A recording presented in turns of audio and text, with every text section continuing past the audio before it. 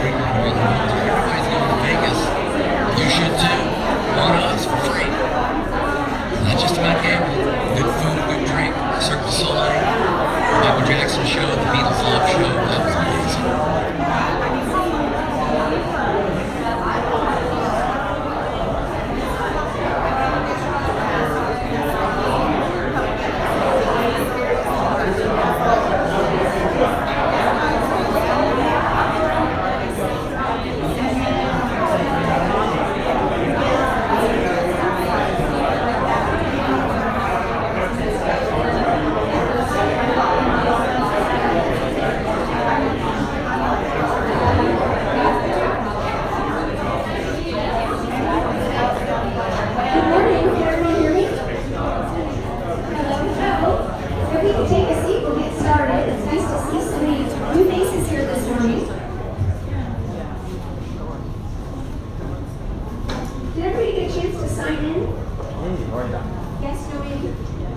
You'll want to sign in.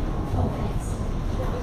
And we'll sign in digitally here. So if you want to check in, go ahead and scan that QR code, and then our Wi-Fi and password are in the lower right corner of the screen. It's a short form to fill out. Well, good morning. My name is Wendy Taylor, and I'm in Strategic Online Marketing. And today is Million Cups. This is our weekly meeting, so I encourage you to come often and invite your friends and family. We are streaming live online on Facebook, so you can text them and tell them to tune in if they can't be here. Did everybody check in? I don't see too many phones, so you might have all done that. You get extra credit if you do it twice. Anybody like extra credit? I love it. I ask my kids. I'm a big fan of extra credit. Okay. Yeah, okay. So a couple housekeeping items. Just if you could refrain from talking, side comments, and wait till the end, just so that the presenter has everybody's attention. If you can mute your phone also. And like I said, we are filming live on Facebook. And I encourage you to get a piece of paper out or take notes in your phone, because some of the suggestions that we give to our presenter, you may benefit from them too. Maybe we need new batteries. Okay, thanks. So our host is Mega Workplace, and Pam and George are not here today, but this is the hub of business here in Eustis. So they have office space for rent. So if you're looking for office space or desk space, if you need a place to sit and do some work throughout the day, or you want to have a meeting, they do have their conference room downstairs available. So if you want to see what that looks like, you can ask Ray, myself, Monty, and we can show you what that looks like. But it's a great place to meet people, and so they do have space available. And their cards are in that corner there on the other side as you walk in. Hey, Wendy, if I could add, hi, good morning everyone, I'm Ray Villegas with LEAD, the Lake Economic Area Development, and just to add on in terms of Mega Workplace. So LEAD, we were charged 2 years ago to bring 1 million cups to the area. So 1 million cups, this is just one of 100 plus chapters around the US. And it really, the success for this chapter in Lake County and in Eustis really would not, to me it's the most tangible example of a public-private partnership. So the public part is having City of Eustis, Lake County invest in bringing UC up to this building. As you see, the UCF incubator is downstairs. And then having George and Pam, Mega Workplace, opening up this facility really to serve, as Wendy mentioned, the hub for entrepreneurism in Lake County. So next time you see George and Pam, the success of this chapter really is just a perfect example of public-private partnership in Lake County. So that's, again, Mega Workplace, City of Eustis, Lake County, UCF coming into the area. We have the SBDC downstairs. And sorry, Wendy, if I'm stealing your thunder, but I just wanted to interject that. But again, I just wanted to point that out because it's such an exciting thing to have. Again, one of 100 chapters across the U.S., all for entrepreneurs, all to help each other, support each other, and get better. So back to you, Wendy, in the studio. Got it. Thank you. So I'm going to have Ray talk about LEAD in just a second. Okay. So. No. So Ray is with us. Monty, they're both from LEAD, Lake Economic Area Development. Al Adner is with the City of Eustis, Economic Development Director. Marie Alberti back in the corner. She is with the City of Eustis, or with the Eustis Chamber of Commerce. Sorry. And then we've got Jermaine Coop. Where's Jermaine? Okay. He's with Lake County Economic Development. And I think I got everybody. Okay, got everybody. So, Ray, do you want to talk about LEAD just a couple minutes and Yeah, sure. tell So people what again, LEAD is? LEAD was charged as a public-private partnership to drive economic development through all of Lake County. And so really the three legs of economic development are business creation, which is entrepreneurism, business attraction, and business retention. The business creation part, the entrepreneurism, that's really where 1 Million Cups stands and shines out. Having talked to our Southeast, 1 Million Cups, because there is a headquarters for 1 Million Cups based out of the Kauffman Foundation, and they said we're already one of the top performing, I guess you could say, in terms of consistent attendance for chapters throughout the Southeast. And so just, again, having this community of entrepreneurs here to learn about each other, help each other, connect, it really shows the need for that. And you're all a part of that too, because 1 Million Cups is, at the end of the day, a community organization. No one owns it. Kauffman Foundation provides this beautiful swag here on the table. We'll be giving some of that away later on today. But Wendy is our organizers. We have organizers that help do this on a volunteer basis. Many of you in the room are helping out with that. So it really is all about entrepreneurs, and LEAD was very fortunate to be able to kind of put the pieces together to launch 1 Million Cups in Lake County. So again, economic development, more jobs, more wages, that really raises the wealth in Lake County, which helps us all. Thank you. Thank you. So if you have questions on LEAD or how to get involved, because you do some updates Yep. and such, get with Ray. And then we've got our sponsors, Foxtail Coffee and Legacy Financial Services. Latona, where are you? Oh, she stepped out. Okay. So thank her when you see her. So what is 1 Million Cups? So Ray gave you a little bit of information about it, but these chapters are across the U.S. and we all meet the same day each week. We all meet on Wednesdays at 9. So it's pretty cool. So if you're traveling and you've got that networking need, your family's still sleeping at this hour and you're on vacation, look up the Million Cups chapter where you're vacationing, because there's probably one not too far, so that could be cool. There's no cost to participate. It's free to present, free to come. Like I said, we meet each week and you can come and go as often as you like, but we'd love to see you here each week. And if you have a business idea or you've got another product idea that you need some help with, come talk to us, because we'd love to have you present. Did you want to say something?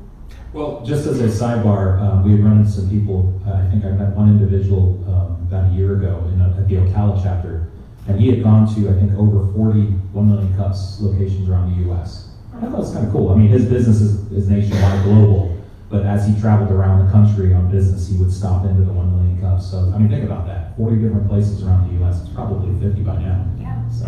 And the closest chapter to this one here is in Orlando. So there is one. And that one keeps showing up on my Facebook feed. So I encourage you to check them all out. We're bigger than that. We are bigger than that. We're better than that. So if you would like to present, we'd love to have you. Just get with Ray, Monty, myself, or Jim, and we can get you started. So it's if you have a business idea or you've got a problem, it's the what's keeping you up at night. Who has what's keeping you up at night? You're lying. I know we have that. Everybody has something that's keeping you up at night. So we'd love to have you present and we'd love to help you. So come talk to us. Maybe you're looking at starting a business. Maybe you work for somebody else right now and you go, oh, I really want to start a business, but I don't know how. I don't know what I'm struggling. Come talk to us because we'd love to help you. Yeah, and I'm going to keep interrupting here so you don't get the mic. But that, just what she said is just so important. And I mean, we've had examples of people who presented here and, the feedback they got was invaluable, and many times they weren't quite ready. Some of you might know the person that presented, and they were ready to sign a lease for a building, and they weren't ready yet in terms of they didn't know their break even. They didn't know the revenues or expenses. They hadn't thought of that, but they were so excited and so passionate about their business that they were ready to sign that lease because they saw this location that they needed to have right now. And it's like, that's, I think, the power of this group, saving those people who haven't thought things through because they don't know anything about, they've never been in business, this is their first venture.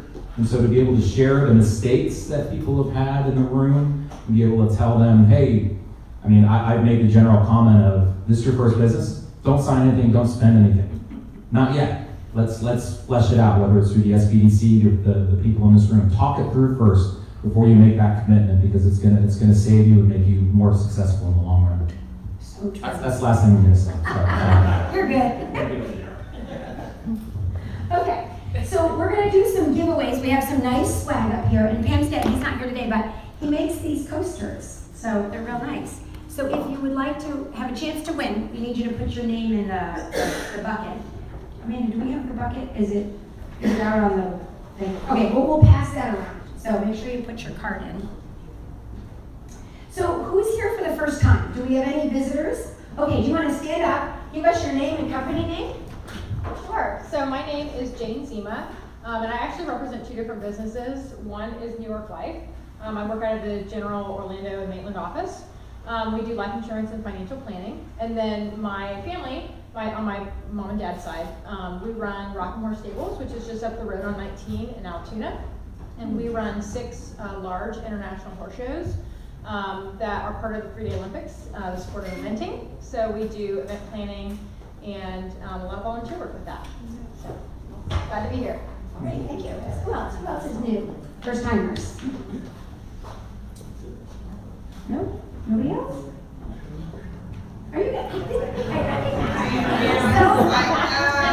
I wasn't like prepared for this, but hello, my name is Melissa Provo. I'm with James Co Builders. We are a GC in Mount Dora. We are going to be building some things in Eustis and Lake County. We're super excited to be here and be a part of the growth.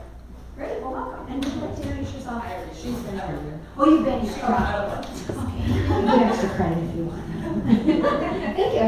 Anybody else? First timers? Okay, well, we encourage you to come back. Hopefully you like today's meeting.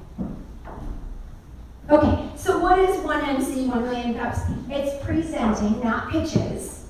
You're not going to come in and expect to be asked, can you give me money? That's not what this is about. It's connections and building relationships. Okay, we're not here to sell each other. It's a relationship type of thing. So I really encourage you, after today, get some business cards from people and go meet with them for coffee.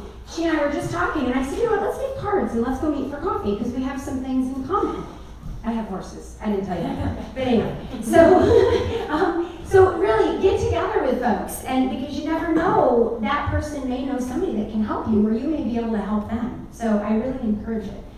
Meet after the meeting. Sorry. Are we there for the question of the day? Oh, we're up on social media here, so connect with us on all of these places and share our posts because we love guests. So please start following us and share our posts. We'd appreciate it. So we have a question of the day. So put your thinking caps on here. What was the driving force or inspiration behind your decision to start your own business?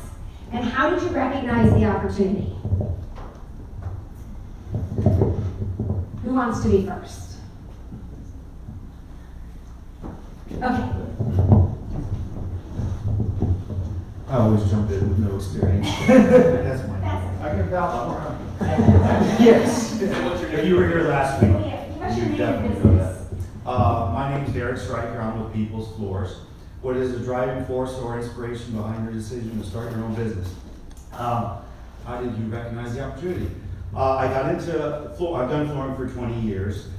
This particular business, People's Floors, is a online flooring business from meeting in your home. I don't have a showroom, I have a warehouse. I bring the samples to you and you decide what you want and schedule the installation.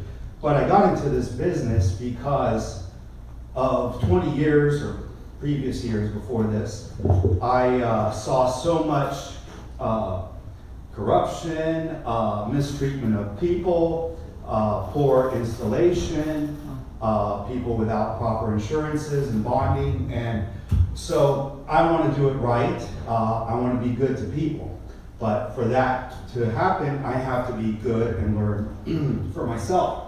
So this group has been very instrumental in helping me hone in my own personal skills so I can help others. But we do flooring, we also do blinds and shutters. That's it. Okay, thank you. Maybe you've got a lady back there. Okay. Hi, I'm Natasha Kleinbach, and I am the founder of Wellness Wisdom. And what that is a nutrition business where I teach people how to prevent different diseases through the power of diet.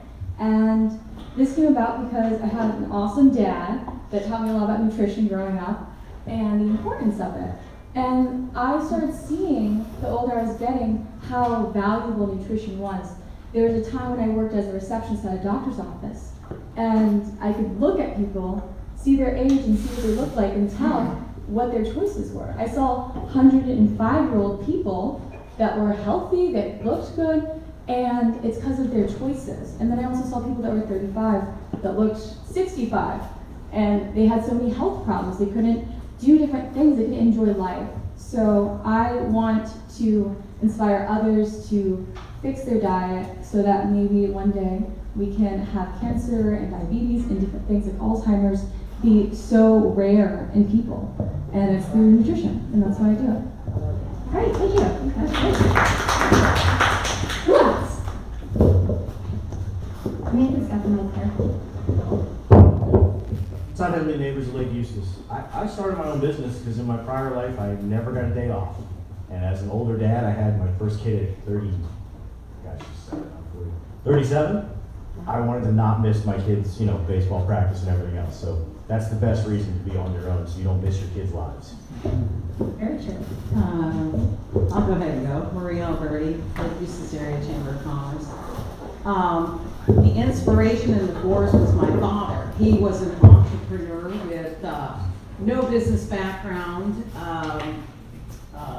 started his own business, expanded, and then bought a business in Eustis, Florida, and that's how I'm here now.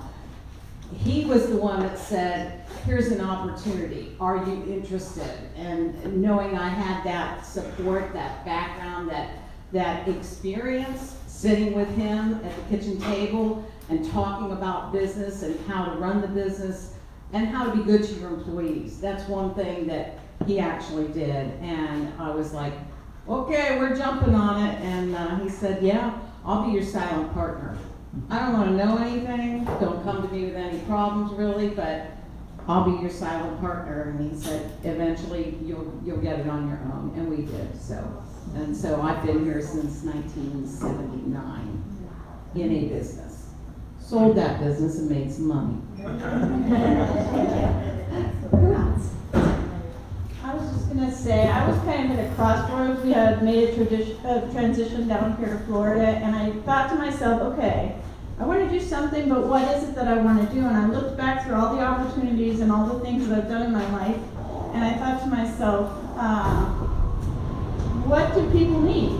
And you just really can't have a business without having a bookkeeper. I mean, you can, but when you go to pay your taxes, you're gonna have a really hard time. So I thought to myself, you like to do bookkeeping and you like to solve puzzles, and there's oftentimes puzzles with bookkeeping, and especially if hasn't been organized for many years. So that's why I decided.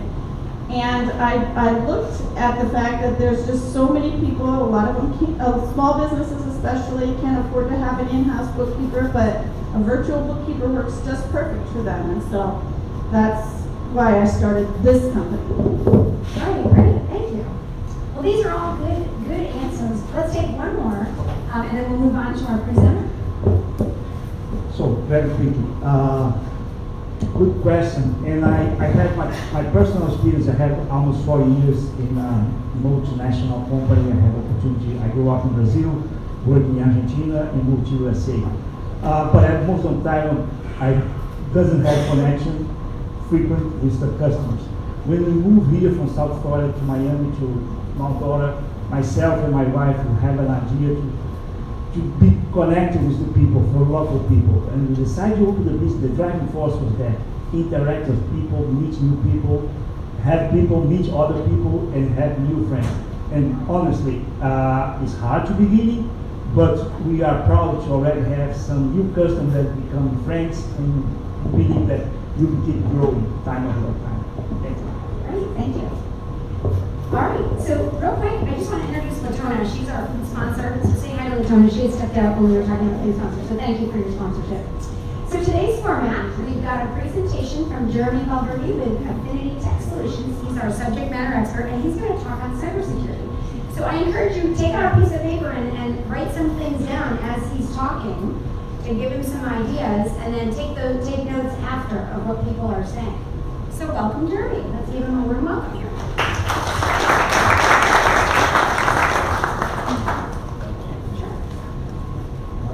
Morning, everybody. Like I said, my name is Jeremy Coffey, Affinity Tech Solutions. Before I dive into the presentation, though, I do want to answer that question: what drove me into starting Affinity Tech Solutions? Because I did start it in 2015.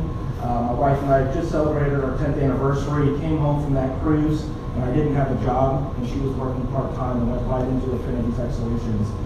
I always knew I wanted to be an entrepreneur. My dad's been an entrepreneur. He's been a flooring installer, had his own flooring company for 40 years in 3 different states. And I always knew I wanted to do it, I just didn't have the confidence. So after I quit my last job, I was back working with my dad for a few months, and he said, you know what, you're making me work too hard, go start your own business. And that was the push I needed to get Affinity Tech Solutions off the ground, and I'm really glad that I did. So today we're going to talk about cybersecurity, and these days we can't talk about cybersecurity without compliance, so we're going to talk about the differences in both of those. Just quick information about me. Founded Affinity Tech Solutions in 2015. We have a primary focus on healthcare and HIPAA compliance. Prior to starting with Affinity Tech Solutions, I had worked as a healthcare consultant in the hospital space. I was an international technical instructor for a software company, and so that's where that healthcare background came from.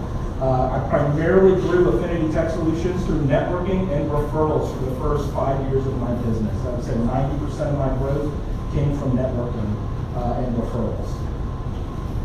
Recently, we helped scale a local medical group. They went from 4 to 26 locations, 49 to 700 employees in 5 years, and we were 100% of their IT department through that scaling.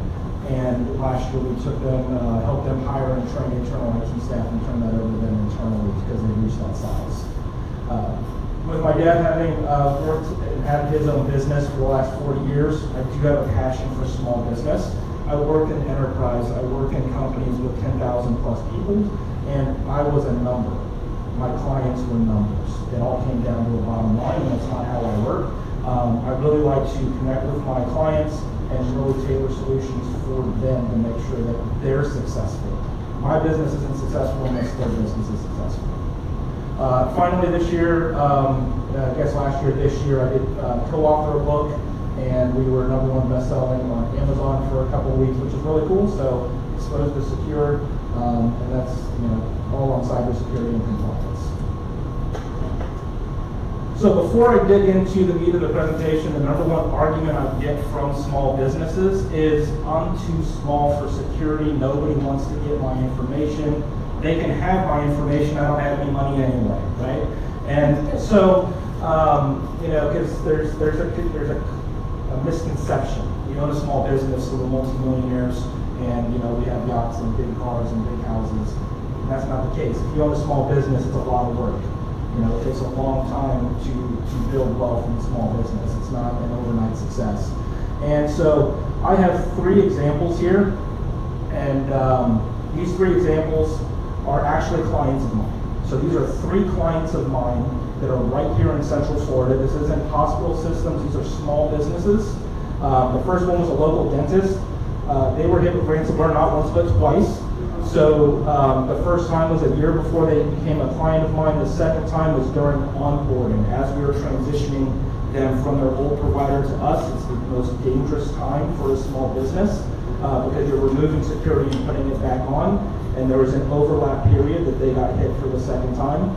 They lost no data. We had backups in place. They got up and running, but they were hit twice. Their office was down for 2 days. So you can imagine the impact to that dentist office. Hey, Jeremy, can you get a little specific about the ransomware? Like, how does that come about? Sure. So, who has not heard of ransomware? It's been in the news. Okay, so ransomware is an extortion. It's a kidnapping and extortion where they kidnap your computers and they extort money out of you for your data. That's what ransomware is. #1 ransomware gets into your business is through click on an email. You get an email that comes in, you click on that email, and then that gives access to your computer if the right security is in place. It encrypts your data so you can't open it. And then it gives you a nice little message that says, send us 2 or 3 Bitcoin if you want your data back. These days, ransomware has evolved, so they'll actually extort you 3 times with ransomware. The first one is you, your business. If you want your data back, pay us money. Whether or not you pay them, The second level is they will go to your customers and say, hey, we just ransomware them. If you want to keep your data off the dark web, we're going to make you pay money as well. So this is your vendors. This is, it could be your CPA, your lawyer's office, could be your cleaning company.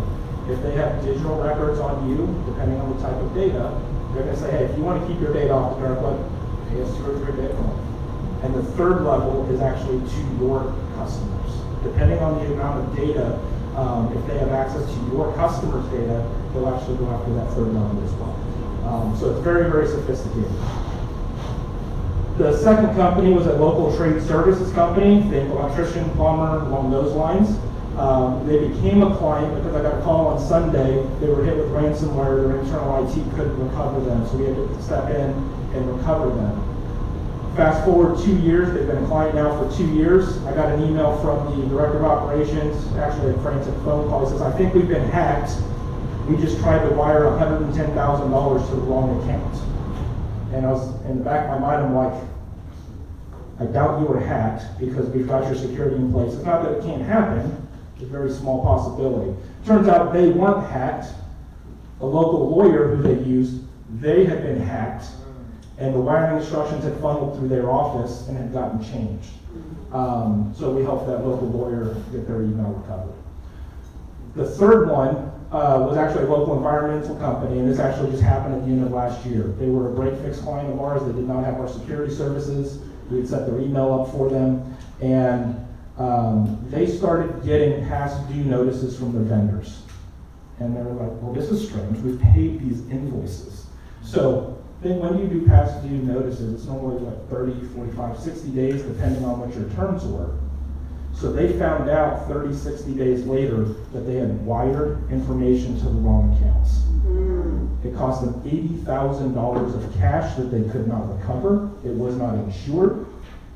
Completely gone. Lucky for them, they had the cash that they could recover from it. They do have more security now. But this was because their email did not have multi-factor authentication turned off. They decided that to get an app on their phone or a text message was too difficult to access their email, so they wanted it turned off. They didn't want to turn it on. That's what led to the breach in the first place. And that was them wiring it to the wrong accounts. So these are 3 clients of ours right here in Central Florida, small businesses. The largest company here had 28 employees. So before we move on here, I don't know if this is which one am I going here? I think I'm hitting it for you. Oh, are you hitting it? Can you go back? Gotcha. So I just want you to think about in your business, and these are big numbers, 80,000, 110,000, and that may not ring true for you. I know when I started my business, if somebody pulled $1,000 out of my account, I would be freaking out because I couldn't afford to do rent, make payments, all of that good stuff, right? The numbers are unique to you. It doesn't matter if it's $500,000 or $5 million. What is that number to you that if you lost that would put your business in jeopardy? Because that's what this is all about, is protecting your business. All right, go ahead. So why do we focus on cybersecurity? Number one is to protect reputation. Right? So with our reputation in business, if my clients got an email from a hacker that said, hey, we have all of your data because Jeremy at Affinity Tech Solutions leaked it out and didn't protect it, that affects my reputation. Not just because I'm an IT company in cybersecurity, that affects a lawyer's reputation. That affects the environmental company's reputation. Because as they're trying to build their business, why do businesses trust them with their data if they're going to get breached? And it's very interesting because Home Depot got breached, Target's been breached, the IRS has been breached. Most big companies, MGM just got breached, the casinos, ransomware attack, right? Why is it different for small businesses? Because when a small business gets hit, we have those personal connections. That's what it affects. We're in the community. Very different from a big company. Number 2 is to safeguard our assets. I mean, the digital assets, our bank accounts, our proprietary information, if you have proprietary processes or information on your business. That's all important to your business. You want to protect that. That's the lifeblood of your business. So protecting your business, safeguarding your assets. And finally, ensuring compliance. How many in here take credit cards in your business? Okay. Every single person who takes a credit card is subject to PCI regulations that have changed. That is a compliance framework that has specific laws on how you document, how you handle credit card information, right? That has to be documented. So every business that accepts a credit card has regulatory compliance requirements. Florida has law for protecting personal data, PII, personal information. Obviously, healthcare, financial services, those are the big ones that have specific laws. But every business in the state of Florida, if you store data electronically on your clients, you are subject to some kind of a regulation. Okay. Types of threats. Number one is going to be data breaches. This is what we hear all the time on the news when the big companies are hit. It's all about data breaches. What happens with that data? That data is extracted from their systems, and then it is sold on the dark web. I was at a conference earlier this year. There's a dark web expert. I'm not a dark web expert. I stay off of it. But there's a dark web expert taking us through and showing us the information that was all available on the dark web. He pulled up a breach that happened at PNC Bank, and he pulled up loan applications, unredacted loan applications, hundreds, thousands of records. So if you filled out a loan application at PNC Bank before this breach had happened, your loan application was there with social security number, financial information, full names, everything you put on the loan application. Now for sale on the dark web. That's where that data goes. There is monetary value to it. Number two is going to be malware attacks. Malware attacks, this is how they get into your system. This is how they deploy ransomware. This is how they extract data. They gain that foothold is through malware attacks. Number three is phishing scams. This is the email. These are the fake emails that you see all the time. They're getting much, much better. AI with like a lot of technology is a double-edged sword, right? AI is really, really cool. If you want to know a secret, 80% of this presentation was built with AI in 5 minutes, right? Because none of this data is unique, right? So AI can be very, save me probably 6 hours worth of time building this presentation. Very, very good. AI is now used by developing countries to build emails in English that sound like they were written in English-speaking countries. Used to be, it was very easy to spot them. Now it's much more difficult. Phishing scams is still the number one way that malware ransomware is deployed in environments because it's the one link that we can't fully secure, and that is us. We cannot stop people from accessing their email. We cannot stop people from doing their jobs. So that entry point, right? It's like if you want to stop people from stealing things from your business, breaking in, you just break up every window and every door. They can't get into your building. They can't steal things, right? We can't do that, so you have a business. Email's the same thing. We can't stop it. So training is very, very important. I have been subject to phishing scams. I have clicked on emails that have encrypted my computer years and years ago. Nobody is immune to it.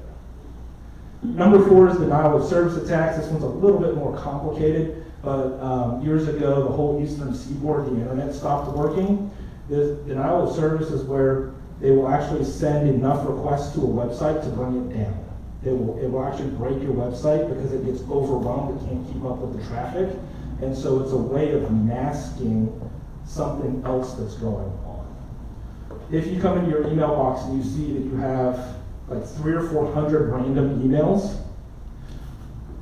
go change all of your bank passwords immediately.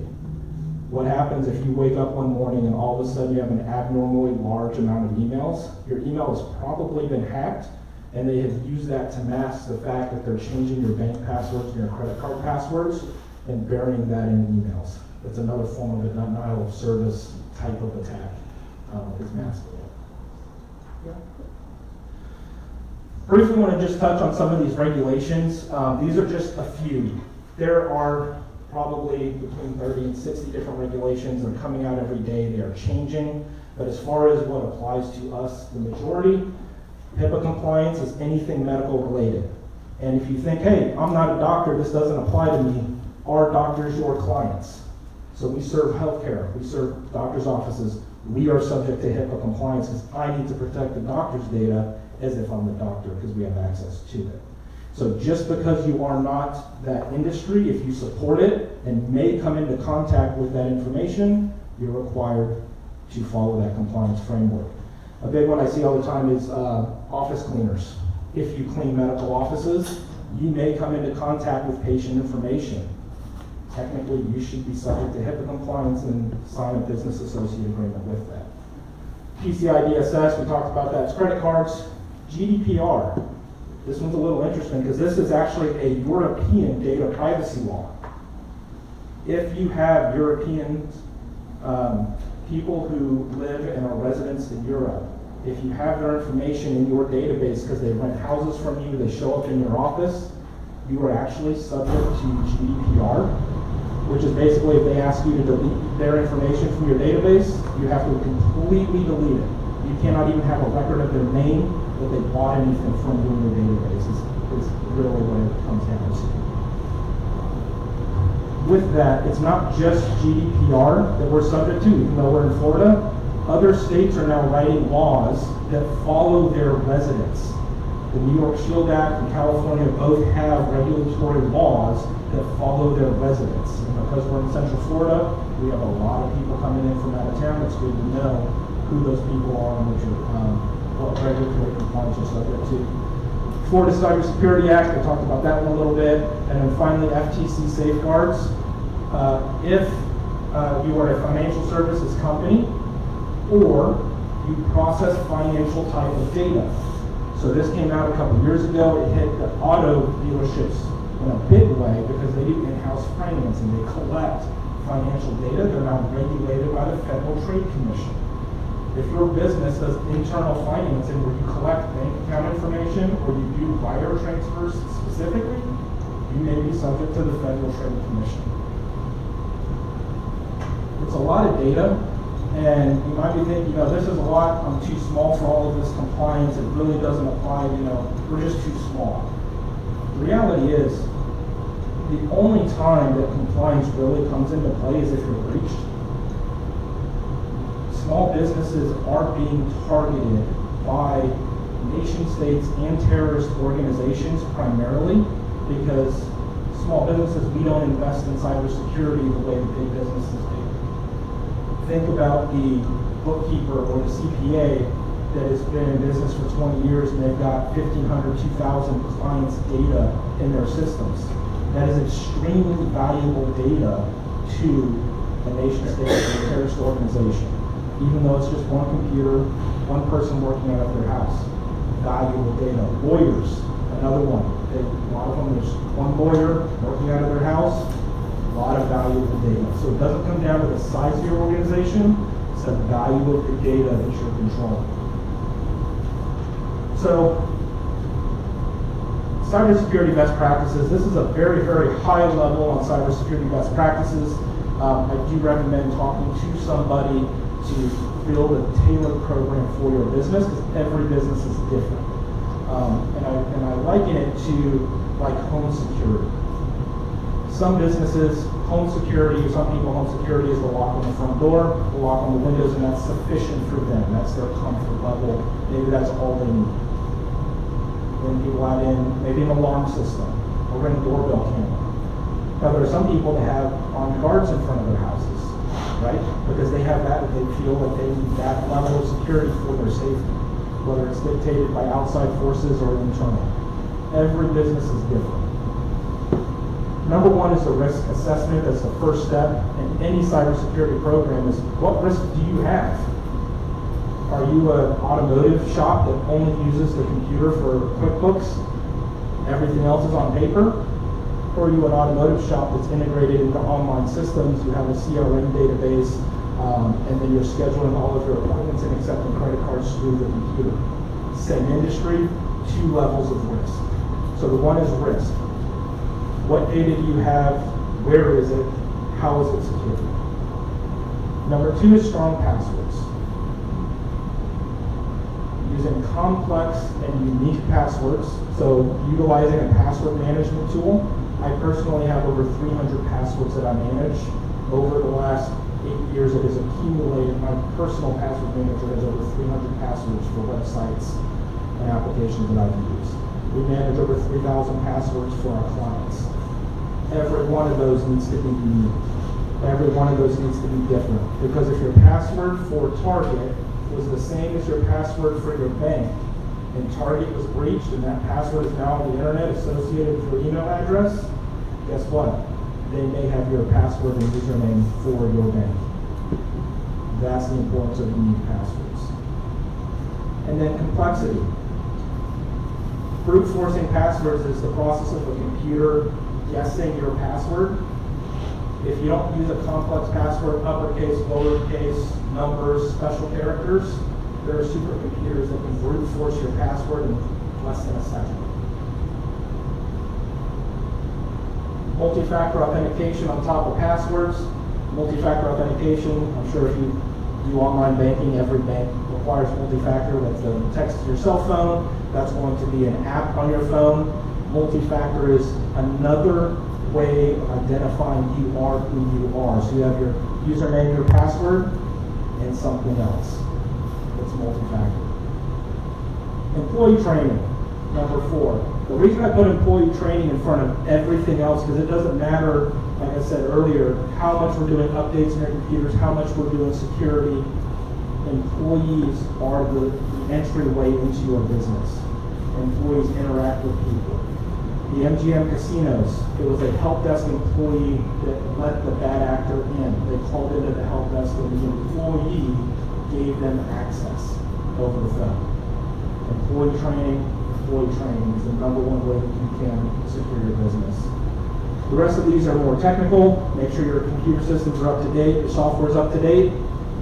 As fast as we can update it, there's somebody over there, whether they're in country or out of country, trying to get in and hack those softwares and hack the systems. When an update comes out, it's just constant back and forth. Who's better?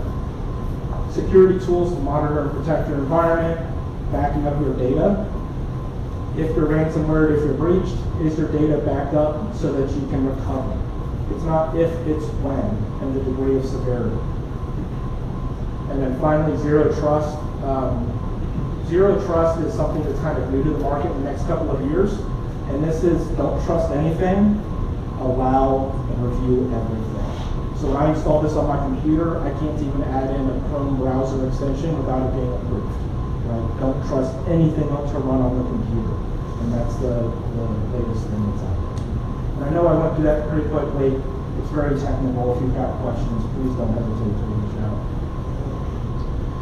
So some of the resources for Florida, Florida Department of Law Enforcement, they have, cyber divisions that have, recommendations for cybersecurity information on what's going on in Florida. The Small Business Administration, the Florida Cybersecurity Council, National Institute of Standards and Technology, and then finally industry affiliation. So this is where you can just go and get more information. The first 4 are generalized, but just about every industry has an affiliation. Every one of those affiliations are coming out with cybersecurity recommendations on how to protect your data. So I would get involved and reach out to them specifically for your industry to find out what you can do. And if they don't have anything, that'd be a great recommendation for me, because I'd love to talk to them about developing that, because it's very important to get that information out there.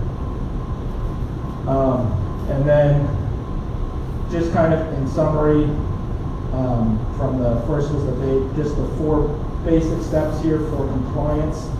Develop policies. Because you tell your employees when you take a credit card over the phone, you don't write it down. If you tell them, that's not a policy. It needs to be written down, it needs to be signed, they need to acknowledge that they've read it. Because if it's not written down, and they don't acknowledge that they've read it, then you have a legal issue there if you're in a breach. Data protection, make sure you're protecting all of your sensitive data from unauthorized access. Regular audits. Because you build a compliance program today, and everything is compliant today, doesn't mean it's compliant tomorrow. Because it's secure today, doesn't mean it's secure tomorrow. I've got all of my techs in my company. I pay another company to audit my company on a monthly basis because my techs will go in and turn off their security because it makes their job easier. right? And they live in this every single day. It's a comfort level. So audit, audit, audit. Finally, incident response. Have a plan for when something bad happens in your business, and this goes beyond cybersecurity. Have a written plan. If there's a hurricane coming, how do you prepare your office? How do your employees get updates? For cybersecurity, if somebody comes in and their computer's ransomware, what should their steps be? How do you respond to that incident? Having a plan in place takes the emotion out of it and allows you to think clearly. It is a very emotional time when you go through a cyber incident as a business owner, because you see what you've built for your entire life coming to an end. That's the way it looks like. It is cataclysmic when you walk in and can't access your data and you can't service your customers the way you want to service them. We do something called a tabletop exercise where if you're familiar with Dungeons and Dragons, it's basically a role-playing game, right? Everybody plays a role in this game as they navigate through fictional scenarios. We do this with cybersecurity, and the first time my security team did it with me, I mean, I got choked up, like thinking about letting my clients down because I didn't prepare for something or I didn't do something right. It's a very emotional thing to go through. So have a plan. So cybersecurity and compliance is very important for businesses of every size. If you're starting your business soon, today, plan for it from the start. It's a lot easier to start with a good plan than it is to have 5, 10, 20 years of bad habits and then having to change the way everybody does business. It's a lot more difficult to do it that way. So implement best practices, stay informed, create secure and compliant environments for your business, and just protect it. It's not if, it's when, and the degree of severity. We've had 3 potential compromises come in this week already. They didn't go anywhere because they were stopped, but they were identified. All right. I think we're going to questions next. And I'm sorry if I confused the heck out of everybody. I'm on autopilot, so I was doing our normal format. We didn't have a speaker today that we do our normal 6-minute presentation with the Q&A or the ideas after. So sorry. Anyway, so do we have questions? My question is, if you receive an email, can you be targeted if you don't click on the link inside of the email, or just opening the email itself from an account can cause problems? So the question was, if you receive an email and you don't click on it, can you still be harmed from it? Well, if you click on the email, Right, usually so there's a link inside of it. the email. So if you open the email but you don't click on the link? Yes. Okay, so yes, it is possible.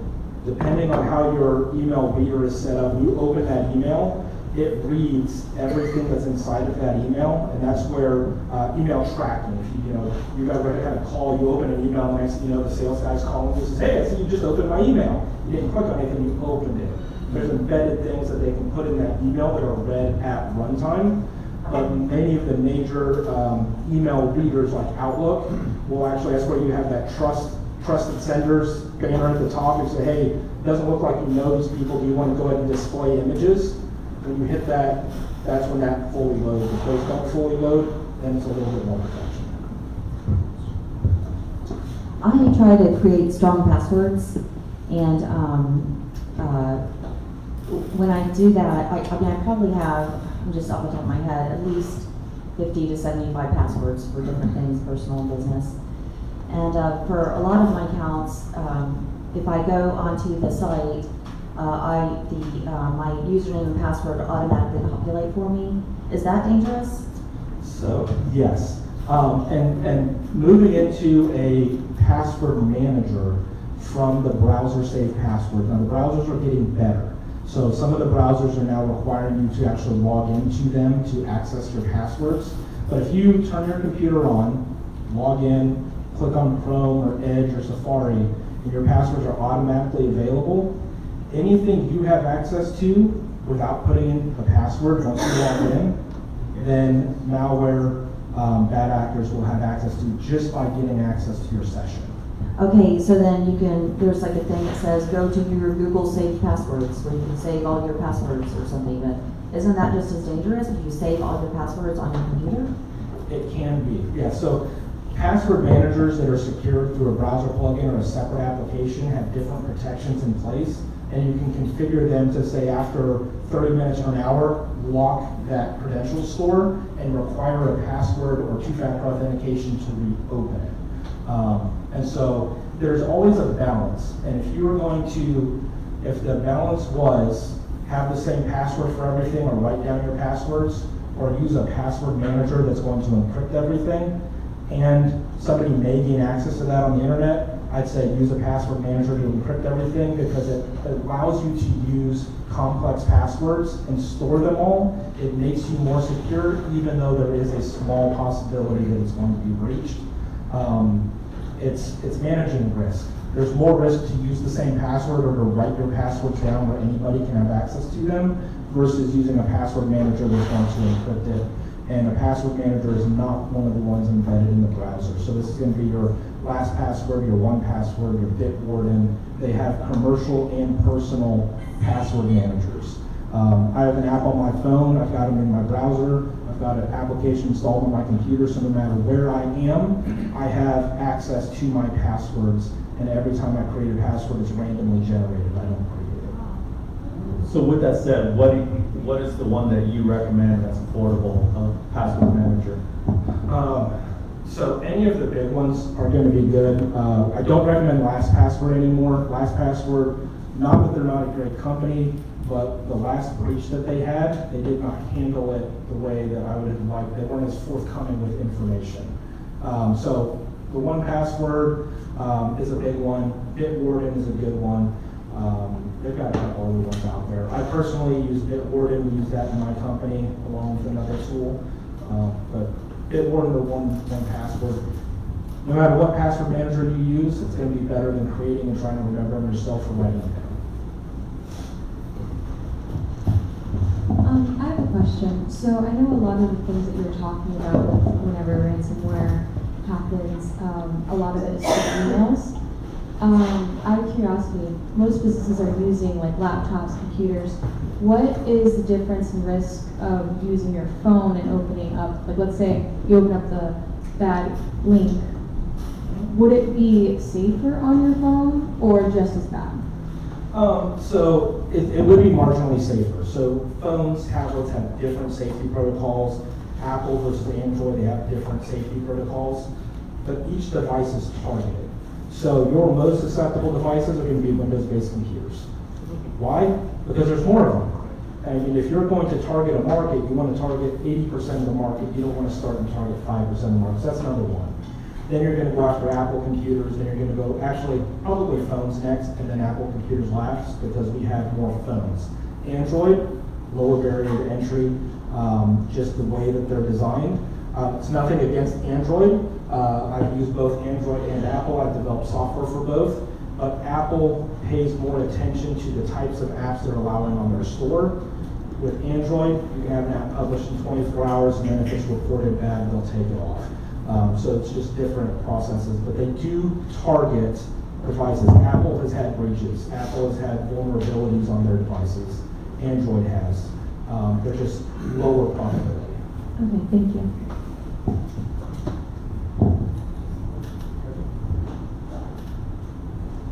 So I received the email, and in the email it lists a lot of my friends and their email address and password. Then the person said in the email, you have to pay a certain amount of money or else, you know, this is going to be bad for you. So I went to a few of my friends, asked them, is this your email address? Which it is this your password? They're like, yes, this is their password, this is their email address. Now, what do you do with that information? Go change your passwords and then ignore it. So go wherever that username and password is being used, your friends go change it. I wouldn't pay any money. They're going to put it on the dark web anyway. They probably pulled it off the dark web to send it to you. But don't pay the money. Just go change your passwords and check your banks and all of your accounts and make sure that they're in good shape. So that actually leads me to something I didn't include it in the presentation, but if you are subject to ransomware or something like that, but especially in your business. If you get hit with ransomware, you want to work with the local FBI office and report that. There are instances where if you do pay that ransom, depending on what organization it goes to, there may be long-term repercussions in funding terrorism. There's been some talks of that through the different communities, but the FBI office wants to know what ransomwares are being used in the area. They have tools for helping to decrypt certain types of ransomware, and they want to pull those statistics. So it can be very, very embarrassing to get hit with something like that, right? It's not, again, it's an emotional situation, but please have either reach out directly to the FBI local office or have you make sure that your service provider does work with them and report them. And we just have time for one more question here. Jeremy, will you be around after more? Yes. Okay, go ahead. I was wondering if they made an insurance to mitigate that, like a light block or. So they do have cyber liability insurance that you can get through your insurance provider and talk to your insurance provider about that. If you do get cyber liability insurance, pay very, very close attention to what they're requiring you to attest to. Because if they say, hey, do you have multi-factor authentication on all of your administrative accounts, and your firewall doesn't support it, and you said yes, and you just lied on the application, right? So we are getting reports where the insurance companies lost their shirts in 2020. They didn't know how to price this, they didn't know how to sell it properly, and they paid out way more in premiums than they had been collecting, which is why cyber liability insurance has gone through the roof, and the requirements have gotten more stringent, and claim denials have gone up. But your business insurance will not pay out for from what I understand from your gap. If you have business loss, your business loss insurance doesn't cover cyber events from what I've been told. All right, thank you. This was awesome. So let's thank you to Jeremy.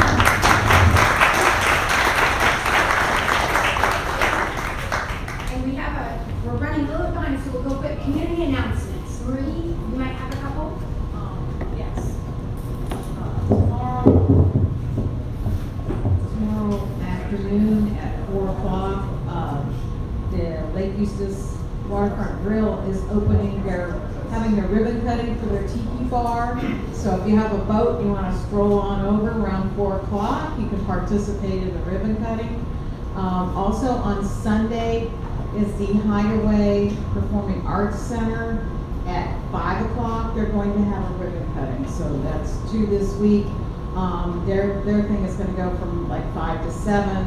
The one down at the Coco Locos is what they call it. So haven't been there yet outside, but inside the Waterfront Grill is a beautiful dining experience. So 2 ribbon cuttings, and we're just moving on to July. And when's the next chamber meeting, Marie? August 7th is our next breakfast. We did not have one in July.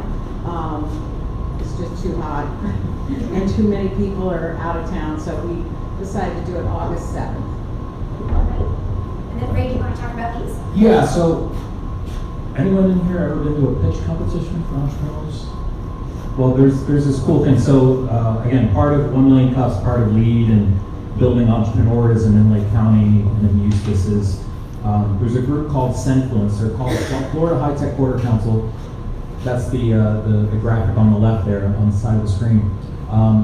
They're having a pitch and brew competition at the Oviedo Brewing Company. I know it's a little bit far away, but I think if this interests you, they're going to have really a dry run of pitch competitions going on.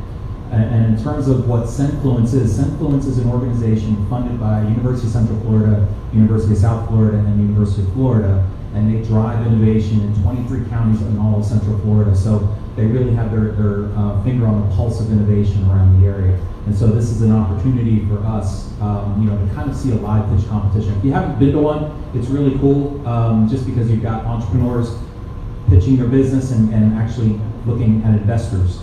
And so the people, that's really where the rubber hits the road, right, for entrepreneurs many times, to be able to get their business started. So just an opportunity there. And Mommy, if you wanted to talk a little bit about the college and career readiness. What's the date on that? Oh, sorry, yeah, it's July 25th. next Thursday.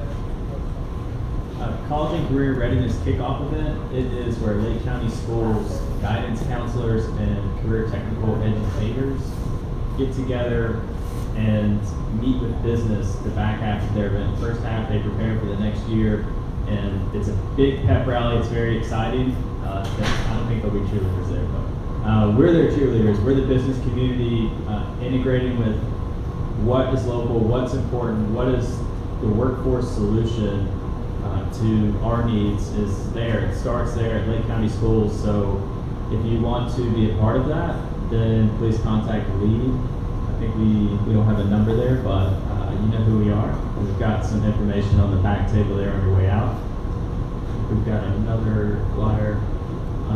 This is an event we're partnered with ABC of Central Florida, the Builders Association. So we'll talk about regionalism, what's going on construction-wise, what's coming to Lake County, what we have to look forward to, what are opportunities in the area, residential, commercial, industrial, multi-use building, going down to a granular level of what's needed for construction purposes and what we already have for realtors or brokers, and then down to how we get things done. There's actually a developer and land use attorney on the panel as well. So that'd be a good one to go to. That is coming up August 8th. That's all we have. Does anyone else have any community announcements?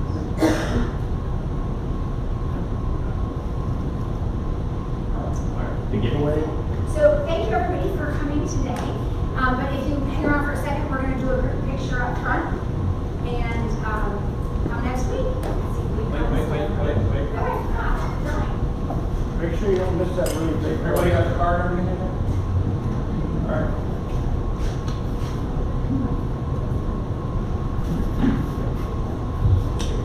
Jane Thomas. Jane Thomas. She just left. Oh, she just left. It's the first time.